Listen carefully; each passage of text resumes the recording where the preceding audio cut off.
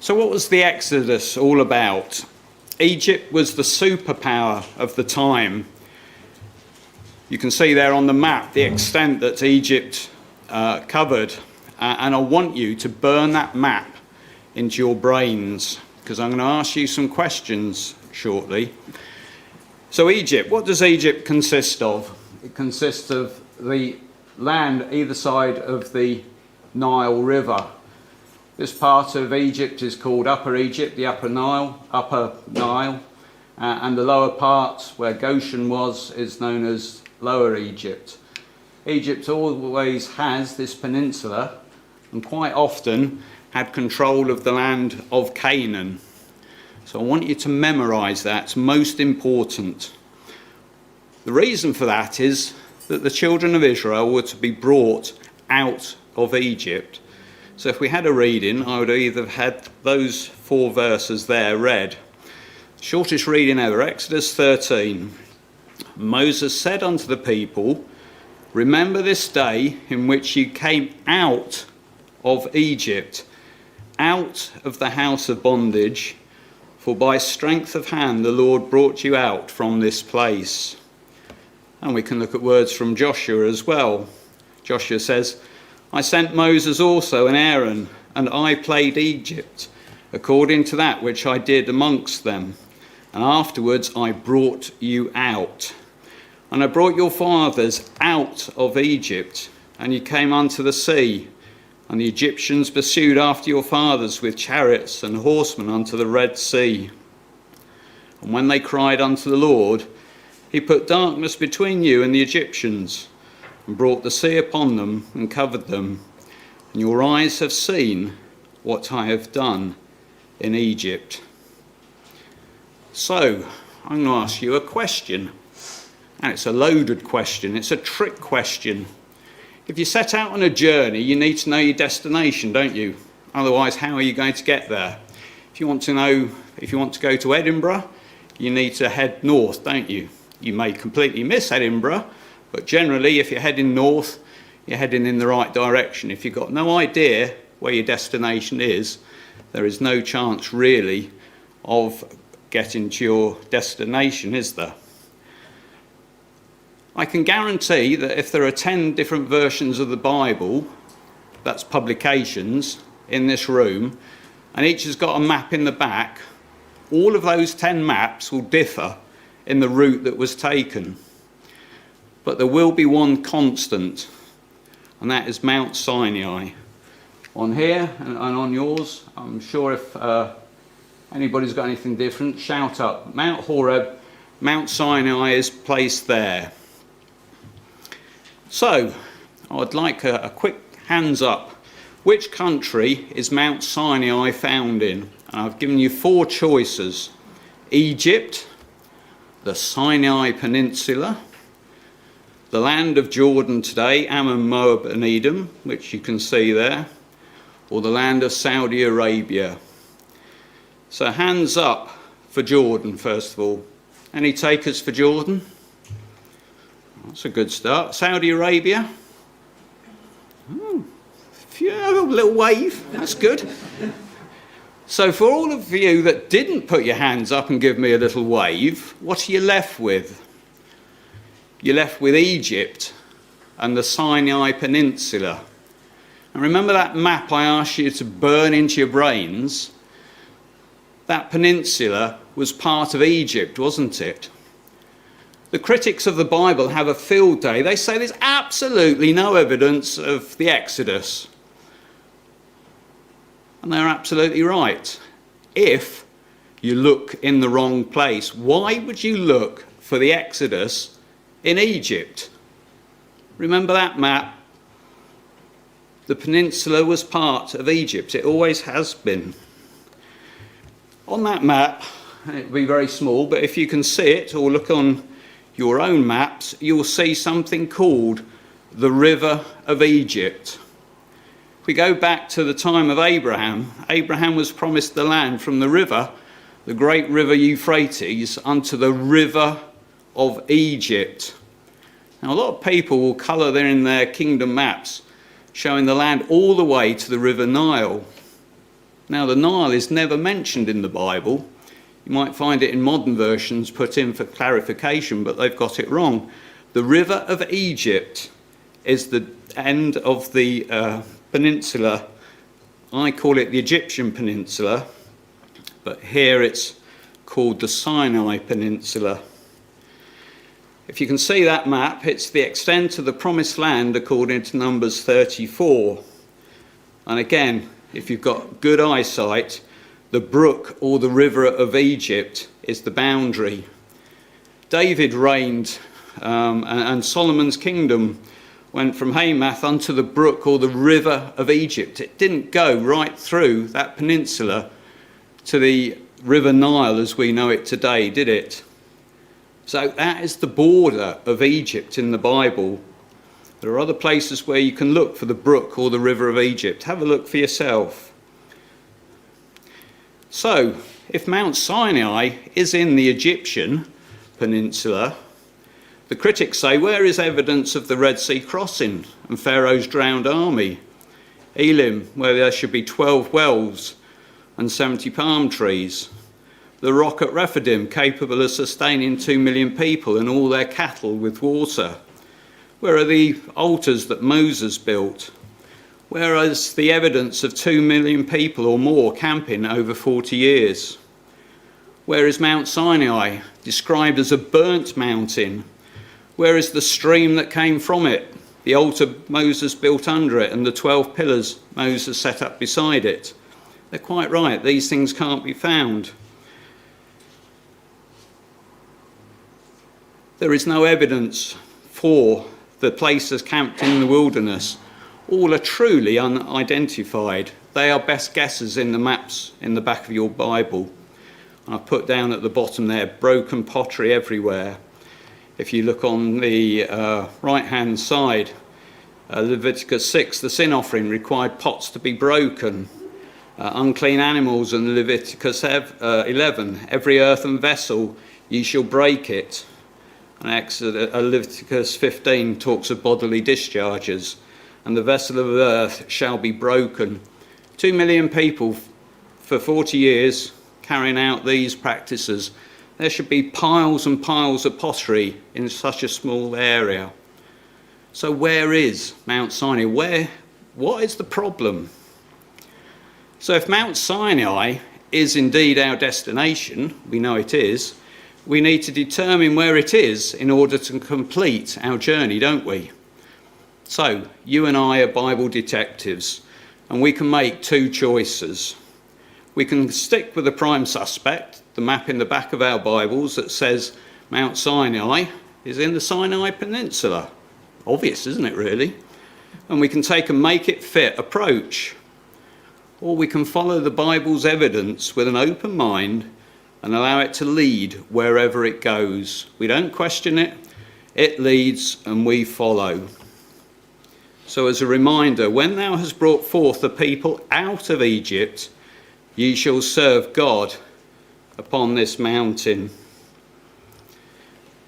So, is Mount Sinai to be found in Egypt? What's the weight of evidence? Why have every one of us got a map in the back of our Bibles with Mount Sinai there?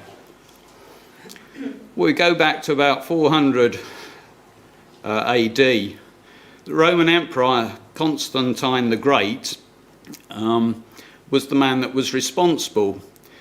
He saw Mount Sinai in his visions and dreams.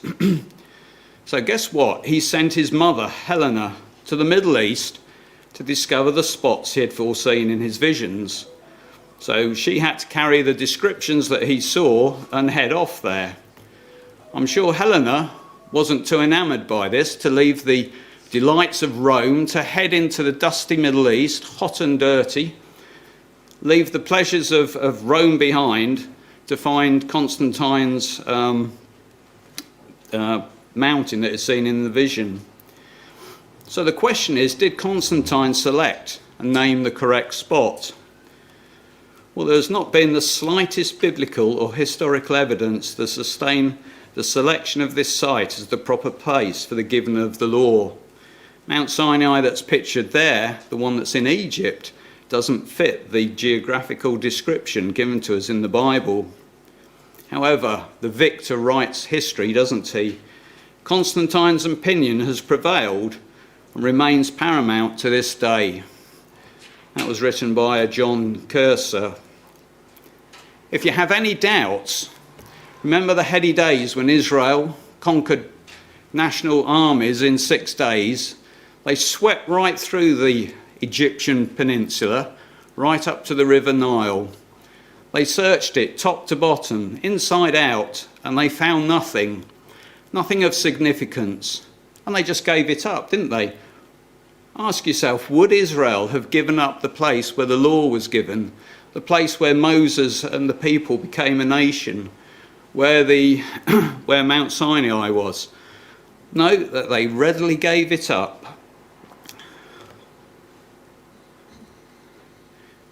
What does the Bible tell us? Well, let's start with the Apostle Paul's testimony. Galatians 1, I'm not going to read this all to you, but the Apostle Paul was taught by the Lord Jesus Christ. The Gospel for verse 12, I neither received it of man, neither was I taught of it, but by the revelation of Jesus Christ. Verse 16, to reveal his Son in me, that I might preach him among the heathen. Immediately I conferred not with flesh and blood. Of course, Christ was flesh and spirit. Neither went I up to Jerusalem, the place where all the learning was, to them which were apostles before me, but I went into Arabia and returned again unto Damascus. So he's quite clear. He didn't go to the place of learning, Jerusalem. If he wanted a quiet spot, could he not find somewhere in Damascus or somewhere closer? Why did he go into Arabia? Let's just consider what else the Apostle Paul says about Arabia. And this can be found in Galatians 4. And he tells us about Mount Sinai and Jerusalem. He says, verse 24, which things are an allegory?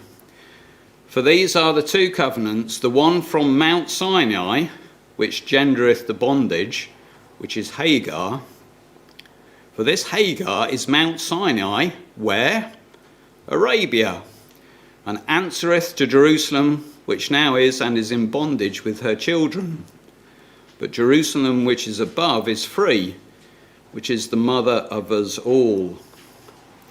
I have to again stress the Egyptian peninsula, the Sinai peninsula that's in your Bibles, has never ever been considered part of Arabia. But here the Apostle Paul tells us quite clearly Mount Sinai is in Arabia, Saudi Arabia as it is today. Let's have a look at the Exodus chapters. Now this is most important, isn't it? Because when God says, wants to make his power felt, he doesn't say, I created the heavens and the earth in but 6 days. He says, I brought Israel out of Egypt. So this is fundamental to God. So Exodus 2, we know the story well. Now when Pharaoh heard this thing, he sought to slay Moses. Moses has killed the taskmaster, hasn't he? But Moses fled from the face of Pharaoh and dwelt in the land of Midian. That's where we're told he dwelt. And he sat down by the well. Now the priest of Midian had 7 daughters. And they came and drew water and filled the troughs to water their father's flock. The shepherds came and drove them away, but Moses stood up and helped them water their flock. And when they came to rule their father, he said, how is it that you are so soon come today? And they said, an Egyptian, a stranger in the land of Midian. Moses stood out as an Egyptian, and that's what he had been brought up as, hadn't he? No doubt he disguised himself as an Egyptian to escape the wrath of Pharaoh as he fled out of Egypt towards the land of Midian. So they said, an Egyptian delivered us out of the hand of the shepherds, and also drew water enough for us, and watered the flock. And he said unto his daughters, and where is he? Why is it that ye have left the man? Call him that he may eat bread. And Moses was content to dwell with the man, And he gave Moses Zipporah, his daughter. And she bare him a son, and he called his name Gershon. Why? For he said, I have been a stranger in a strange land. Moses was in the land of Midian. He was a stranger. To them, he was an Egyptian. He probably spoke and talked and looked and dressed like one when they came across him. So that's Exodus 2. Exodus 3. We read that Moses kept the flock of Jethro, his father-in-law, the priest of Midian. That's where we are. And he led the flock to the backside or the edge of the desert and came to the mountain of God, even to Horeb. So the mountain of God, Horeb, is in Midian, isn't it? Verse 7, the Lord said, I surely have seen the affliction of my people, which are in Egypt. They're in a different land. And I am come down to deliver them out of the hand of the Egyptians, and to bring them up out of that land, the land of Egypt, unto a good land and a large, unto a land flowing with milk and honey. God says, come now therefore, and I will send thee out of the land of Midian unto Pharaoh, that thou mayest bring forth my people, the children of Israel, out of Egypt. Moses said unto God, who am I, that I should go unto Pharaoh, and that I should bring forth the children of Israel? There's the phrase again, out of Egypt. And he said, certainly I will be with thee, and this shall be a token unto thee that I have sent thee. When thou hast brought forth the people out of Egypt, ye shall serve God upon this mountain. This mountain is in the land of Midian, the mountain of God. They have to come out of Egypt to do that. So the next chapter, Exodus 4. Moses went and returned to Jethro, his father-in-law, and said unto him, let me go, I pray thee, and return unto my brethren which are in Egypt, and see whether they be yet alive. And Jethro said to Moses, go in peace. So this has been 40 years that Moses has dwelt in Midian. And the Lord, verse 19, said to Moses, where? Moses in Midian, go return into Egypt, for all the men are dead which sought thy life. And Moses took his wife and his sons and set them upon an ass, and he returned to the land of Egypt from the land of Midian.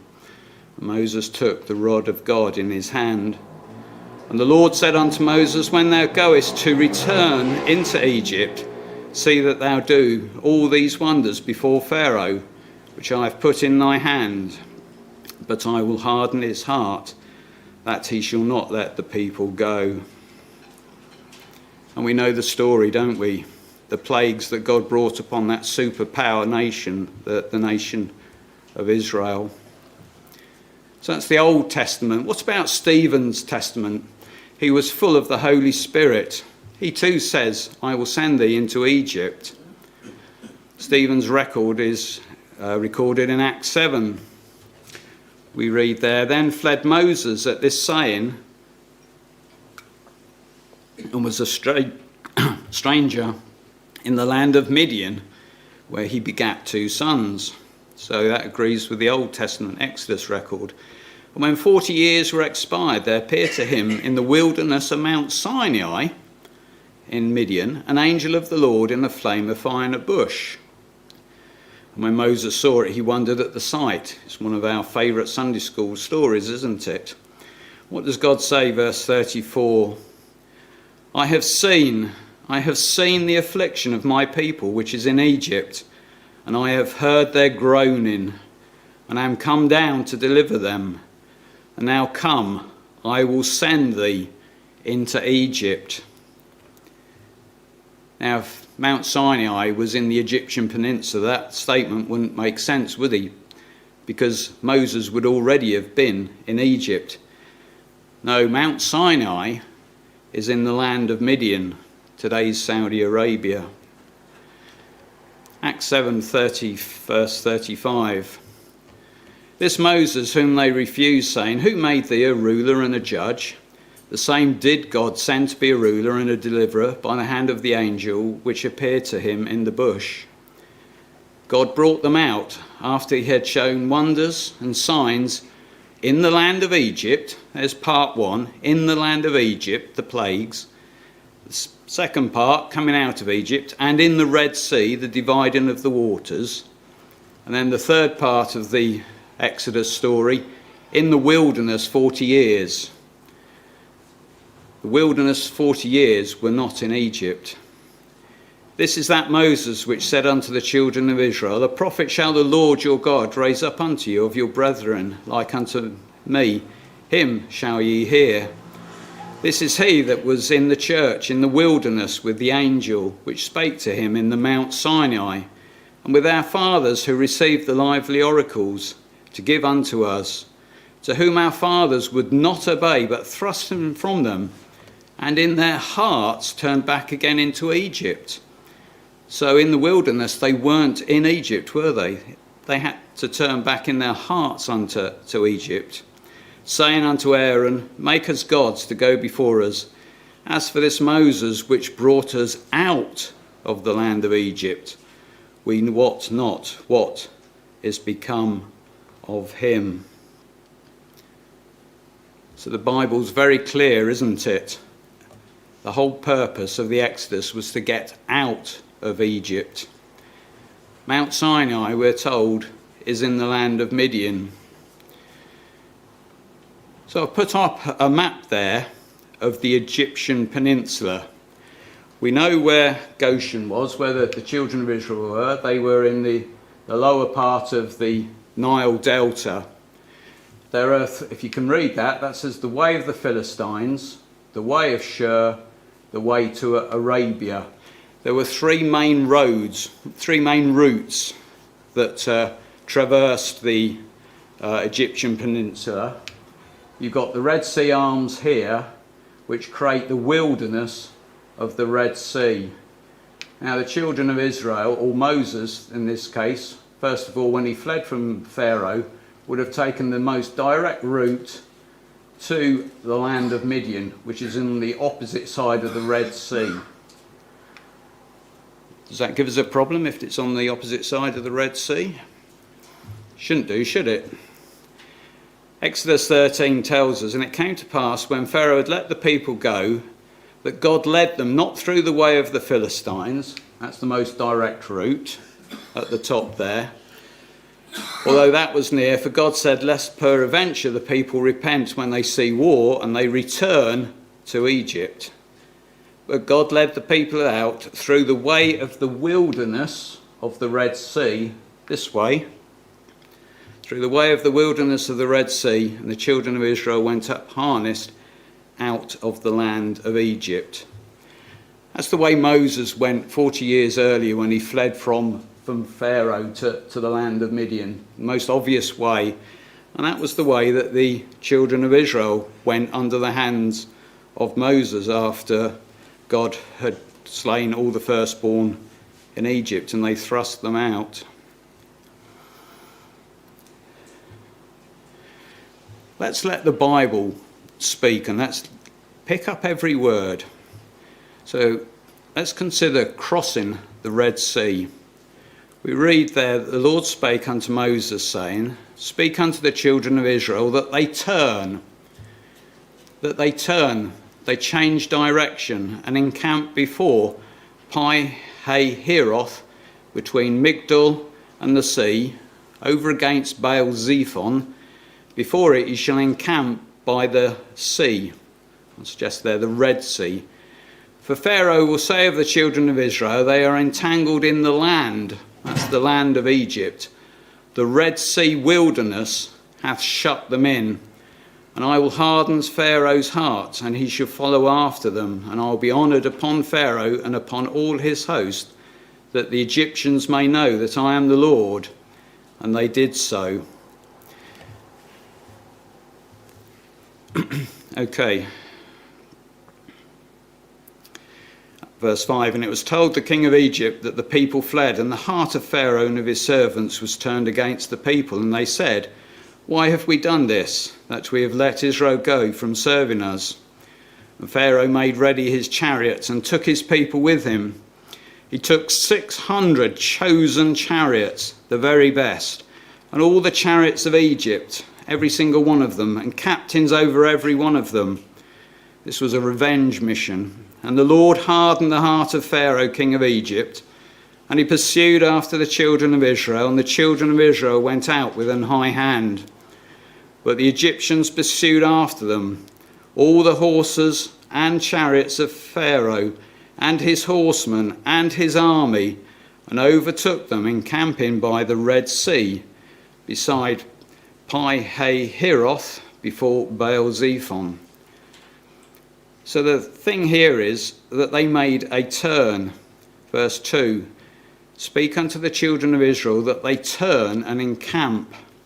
Turn your life around, go in a different direction. So, the children of Israel, I'm going to suggest to you, came along this road and were told to turn. And they made a turn and came to a point just here, effectively trapped in by the wilderness of the Red Sea as described.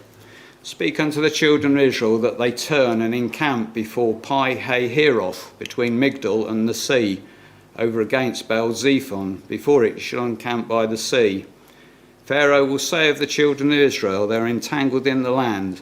The wilderness of the Red Sea hath shut them in.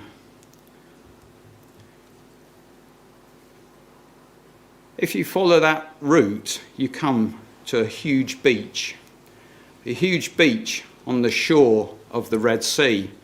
Today, if you look at it on maps, it's called Nuweiba, and it is absolutely huge, about 10 square miles. It's on the Egyptian side of the Red Sea. The Israelites followed a dry wadi to that point. There was one way in and one way out, unless you could swim. I guess none of them could swim. Swimming wasn't very popular in the River Nile with all those crocodiles, I'm sure. If you did 30 yards, you'd done well. But there's a huge beach. Why do we need, on the shore of the Red Sea, a huge beach?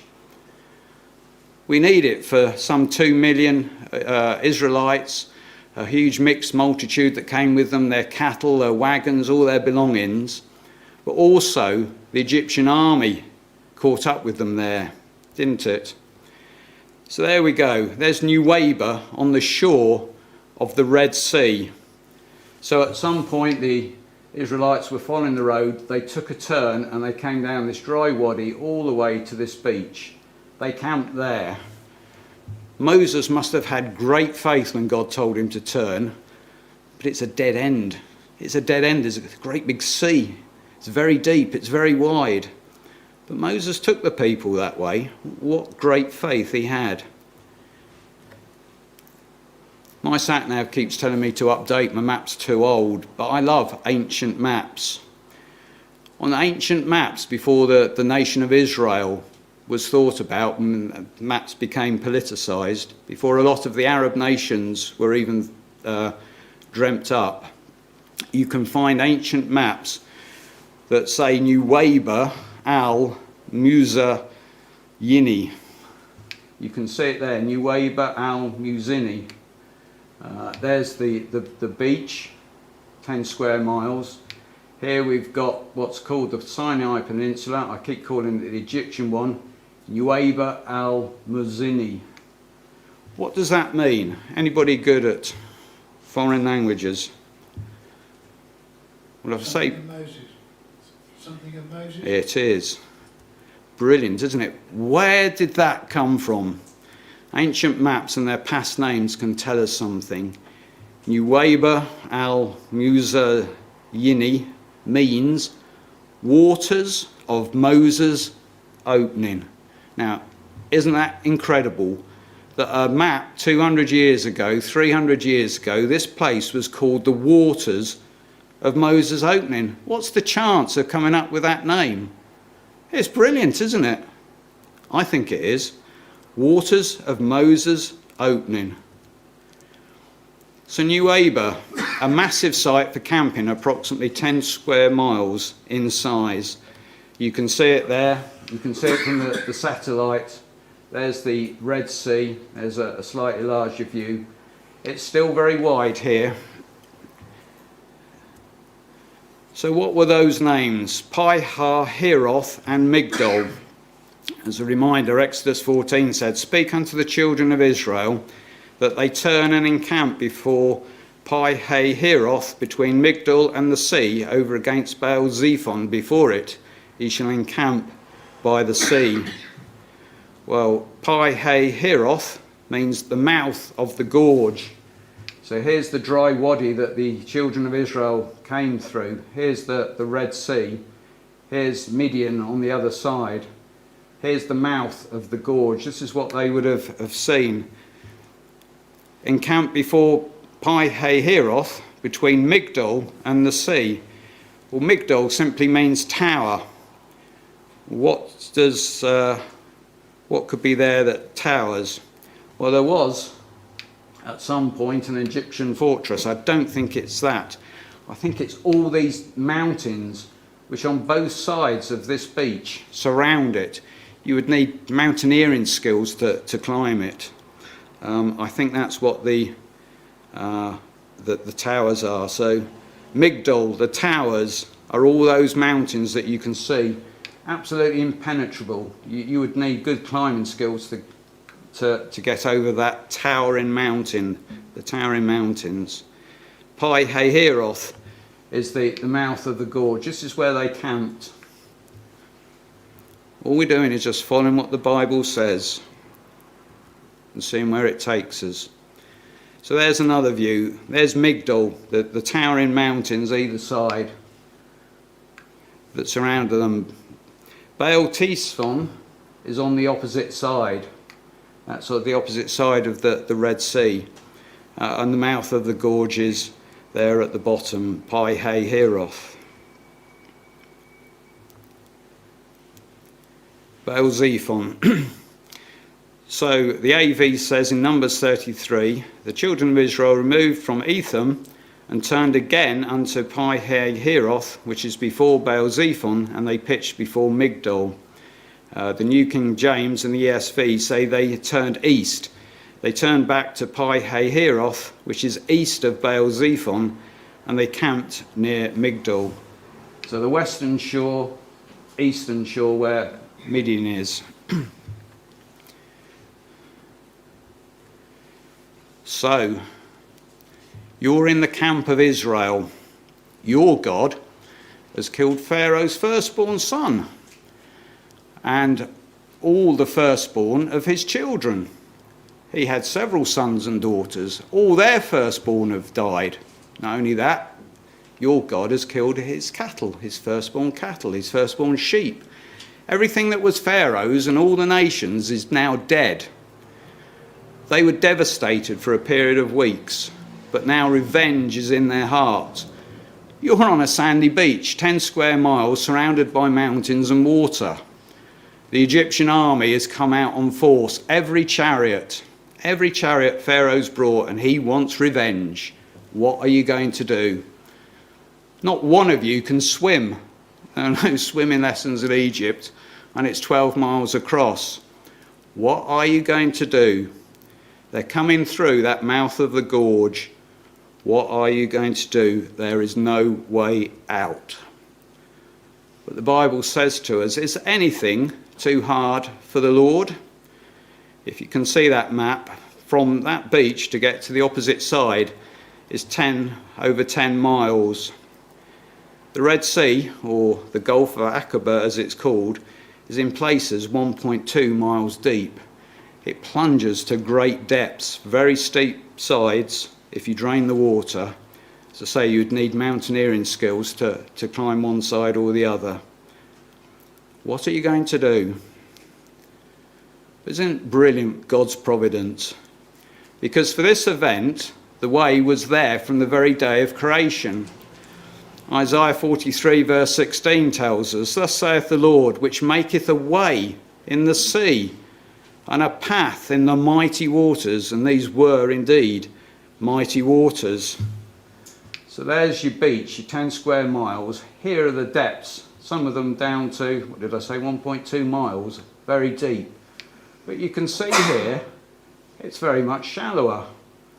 There's a flat beach that side, and there's a flat beach that side, and there's a shallow bridge going across.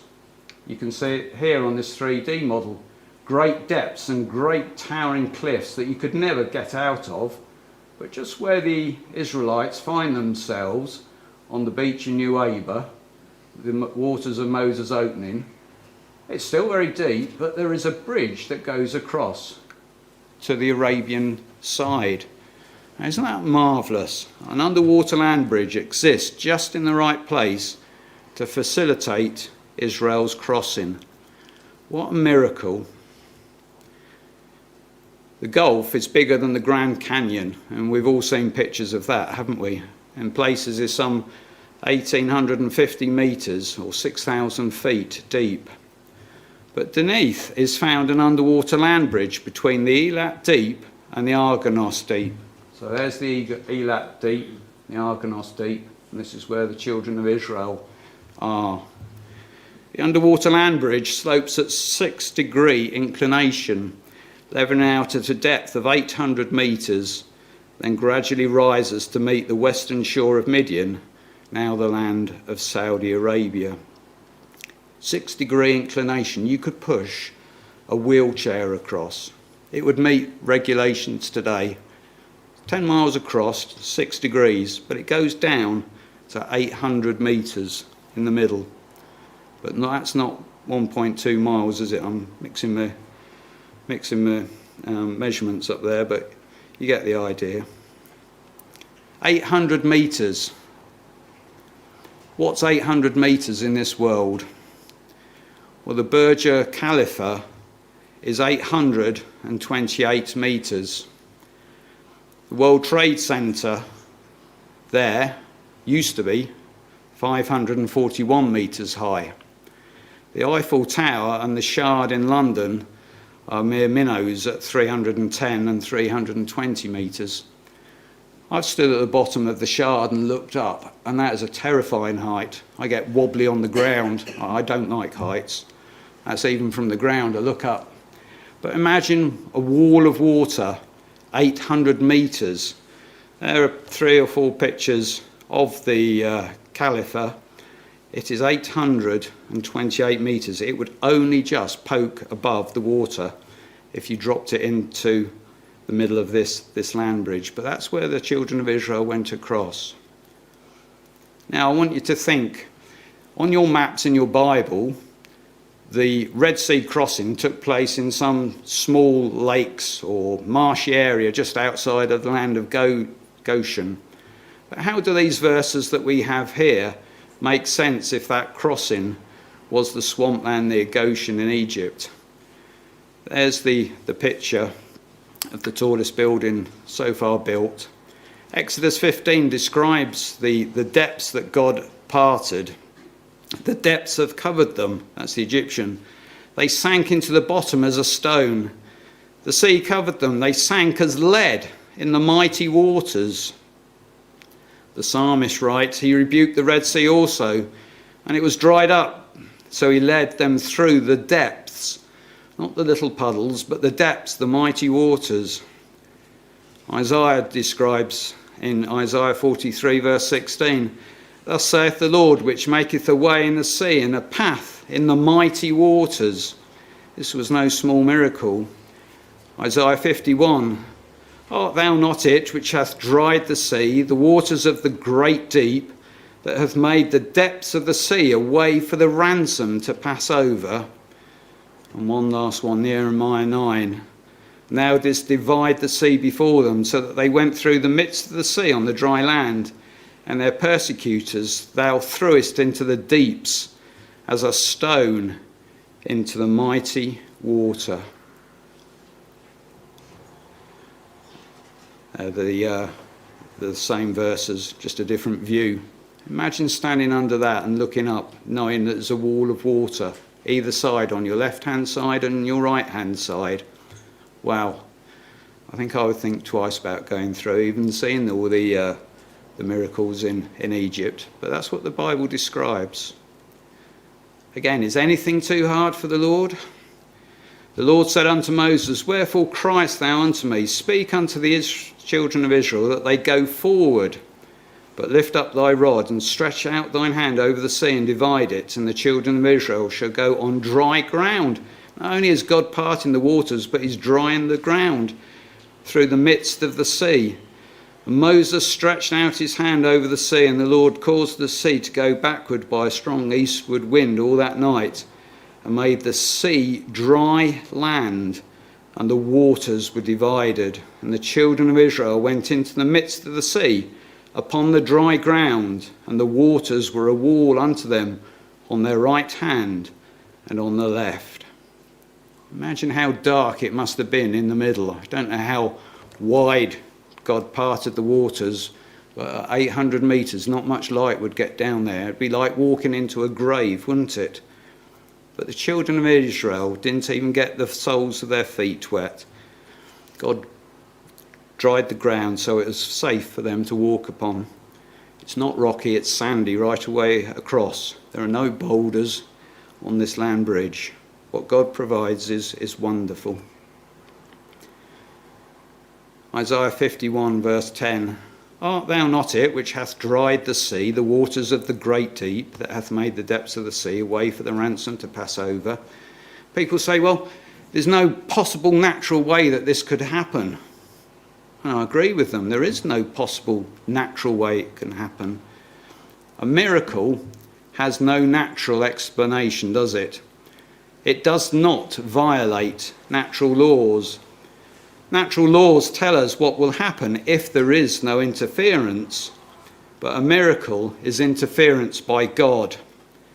If there is no God, then there can be no miracles. There was no way that this was a natural event, nor for that matter any of the plagues in Egypt. A miracle has no natural explanation. This was God-made, God-controlled. So let's see what happens. The instruction was, stretch out your hand over the sea that the waters may come back upon the Egyptians and on their chariots and on their horsemen. We're in Exodus 14 now. The Egyptians pursued and went after the Israelites into the midst of the sea, all Pharaoh's horses, his chariots and his horsemen. Now it came to pass in the morning watch that the Lord looked down upon the army of the Egyptians through the pillar of fire and cloud, and he troubled the army of the Egyptians. And he took off their chariot wheels so that they drove them with difficulty. And the Egyptians said, Let us flee from the face of Israel, for the Lord fights for them against the Egyptians. Then the Lord said to Moses, Stretch out your hand over the sea, that the waters may come back upon the Egyptians, on their chariots and on their horsemen. And Moses stretched out his hand over the sea, and when the morning appeared, the sea returned to its full depth, while the Egyptians were fleeing into it. So the Lord overthrew the Egyptians in the midst of the sea. Then the waters returned and covered the chariots, the horsemen, and all the army of Pharaoh that came into the sea after them. Not so much as one of them remained. So the Lord saved Israel that day out of the hand of the Egyptians, and Israel saw the Egyptians dead on the seashore. What great salvation. But is there any evidence today of this great event? The overthrow of the superpower army of the time. As I said, that the crossing on this bridge was sandy. It's very smooth and no coral should grow on it. But we find going across this bridge, as far as divers can dive in the past, we find unusual coral structures. Divers describe it as a junkyard of debris. Now, coral's unusual. It requires something solid to attach on and to grow upon, so you don't get coral on sandy bottoms. Here there are no coral reefs due to it being sandy. Unusual coral structures, however, are scattered randomly across the Red Sea from the Egyptian side across to the Midian side. Divers have observed human-made shapes, circles and more typically 90-degree angles, and hollow shapes like twisted wreckage. The original structure has gone, leaving a coral ghost of what was once there. So something's been deposited across this land bridge. Coral has started to grow on it, but another miracle has happened. The coral's grown enough to preserve the shape, but at some point it stopped growing, because if it grew and grew and grew, it'd be like a snowball, you would lose that original shape. So we have weird and wonderful things. What do we have here? What is this? Why have we got a straight line and a 90-degree bend? Something that's round and then it's got, looks like spokes coming off it. There's the bits of coral that can be found. Strange shapes. Comes down, bends around, comes around back on itself. These aren't natural shapes. These are bits of broken debris. What are they? We have some superb underwater coral formations, I would suggest from 3,500 years ago. What can you see here? We've got a shape coming up off the bottom. Can I suggest it's a spindle? Can I suggest there's a shaft or something here? But we come up to a centre point, and then there are outgoing points. 1, 2, 3, 4. We have here a shape, circular shape, not unusual in nature, but we have points coming out. Can I suggest that there is evidence underneath the Red Sea at this point? God took off all the Egyptian wheels. Is that what we're looking at? Nothing like this appears anywhere else in the world, so why should it appear here? Now it came to pass in the morning watch that the Lord looked down upon the army of the Egyptians through the pillar of fire and cloud, and he troubled, that's an understatement, isn't it, the army of the Egyptians. He took off their chariot wheels so that they drove them with difficulty, and the Egyptians said, "Let us flee from the face of Israel, for the Lord fights for them against the Israelites." We've got something round and circular-ish here, and this is another picture. We've got a shaft here, and we've got another round structure at the top. You can see the sand, so it's just grown coral here, which has grown, preserved the shape, and then died. Otherwise, it would just have ended up as a huge mass of coral, and you would never have known. But would anybody disagree that that's a chariot spindle wheel? If it isn't a chariot spindle wheel, what is it? He took off the chariot wheels. Exodus 14 also tells us, so he, Pharaoh, made ready his chariot, and that would be a special one, wouldn't it? And took his people with him. Also he took 600 choice chariots and all the chariots of Egypt, with captains over every one of them. So what have we got here? We've got the wheel of an Egyptian chariot. We've got the centre hub, and we've got a centre hub here. But we've got some glimmering silvery substance around here that no coral has grown upon. There's a picture of Tutankhamun's chariots. You can see here 4 spokes and a central wooden hub. You can see a central wooden hub here, 6 aren't there? 6 golden spindles coming out. This one's got 4, this one's got 4, so you've got a wooden hub, you've got 4 spindles. So the wooden hub has grown some coral, there's other debris around it, but there is a silver, or rather a gold veneer just there. I would suggest that's one of the chosen chariots of Pharaoh. I'm throwing up more pictures just to prove that they aren't one-offs. Again, it's the wheel, isn't it? And the spindle, and probably the cage. You can see the spindles coming out in the centre hub standing off the ground. Again here, it's been highlighted, but you can see the 6 spokes. And also here, the divers pointing out the strange shapes that can be found. And we could go to midnight showing you these pictures. Chariot cage and wheel spindle. Is that a chariot? You can see the structure sitting on the sandy bottom. There's nothing around it. Yet there's this sticking up. It's about the size of a chariot. Intriguing, isn't it? I find it fascinating. So is there any evidence for the miraculous crossing of the Red Sea of the Israelites in 1447 BC and of the Exodus from Egypt? Well, I'll just put a little bit of evidence before you. We need to spend another 2 hours to go through the rest of the evidence. I did say when the Israelites conquered the Egyptian peninsula, they didn't find anything. They did find one thing.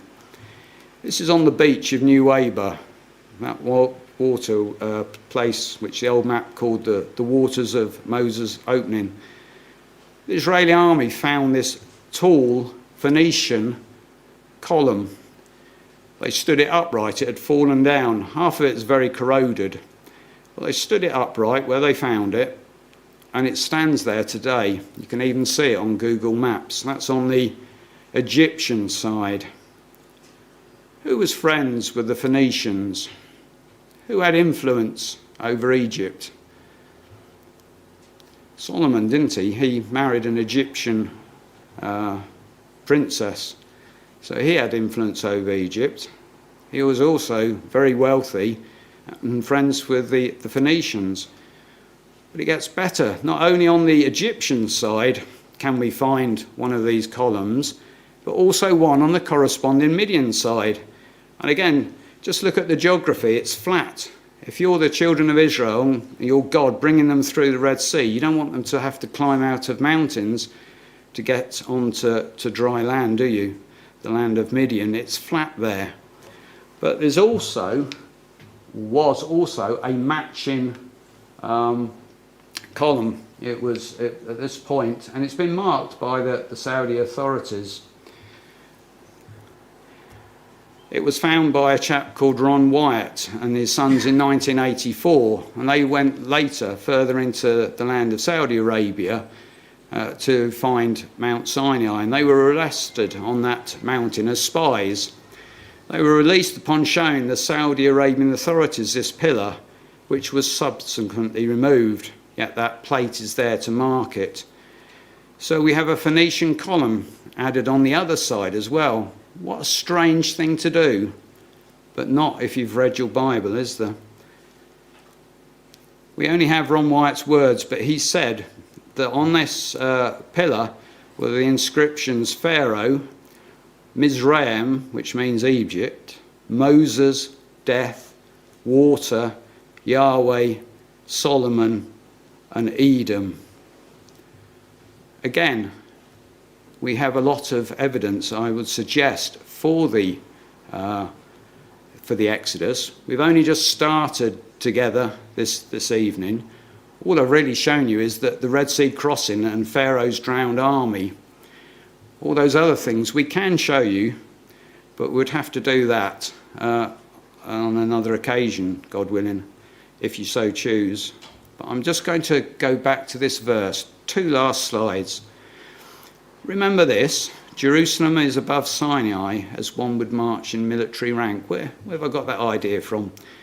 We had a look at Galatians 4, didn't we, when we wanted to know where Mount Sinai was. For this Hagar is Mount Sinai in Arabia, and answereth to Jerusalem, which now is, and is in bondage with her children. But Jerusalem, which is above, is free, which is the mother of us all.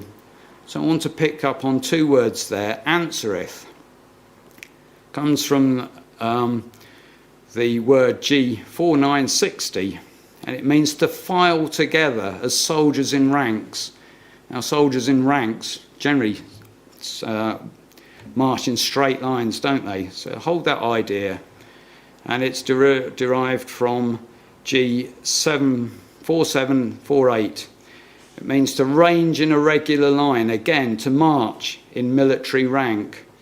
So Saudi Arabia answereth to Jerusalem. It's like marching in a straight line. But we're told Jerusalem, which is above. adverb, means upward or on the top, above, brim, high. Jesus said to his disciples, fill the pots, those water pots, to the brim, fill them right up. And also John 8, he said unto them, ye are from beneath, I am from above. Ye are of this world, I am not of this world. So if we put all that together, we get the idea to march in a straight line from Mount Sinai upward to Jerusalem. So let's do this on a map. Oh, it's quite incredible. So here is Midian on the other side of the Red Sea. Here's Nuweiba Beach where they crossed.